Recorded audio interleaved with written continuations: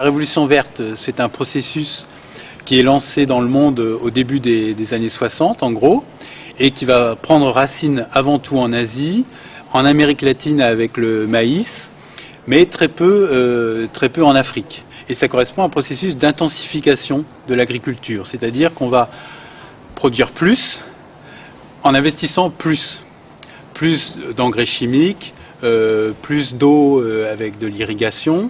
Tout ça pour nourrir quoi? Eh bien des variétés améliorées à haut rendement qui ont été sélectionnées et produites dans des fermes agronomiques de la recherche internationale. Donc très vite, ces semences vont être acclimatées aux conditions locales en Inde, où il y avait donc d'une part des traditions séculaires d'irrigation, d'intensification, et puis d'autre part des instituts de recherche agronomique assez performants. Et ça va permettre la diffusion en quelques années, voire même quelques mois pour le blé, de ces semences, avec un succès considérable, puisqu'en 20 ans, les productions de céréales sont multipliées par 2 ou 3, c'est tout à fait spectaculaire. Et en 65, l'Inde échappe de peu à une famine, en important 10 millions de tonnes des États-Unis, et 12 ans après, en 77, l'Inde commence à exporter du grain.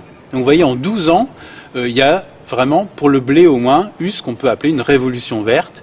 Pour le riz, c'est beaucoup plus lent, donc on va dire que c'est plutôt une évolution verte. Mais cela dit, les rendements commencent à plafonner désormais.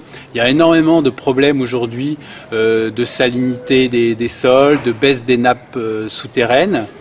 Et du coup, beaucoup appellent désormais à ce qu'on voudrait avoir une deuxième révolution verte, ou même une révolution doublement verte, qui soit aussi productive, c'est vrai, mais qui soit aussi beaucoup plus respectueuse des environnements et aussi plus égalitaire.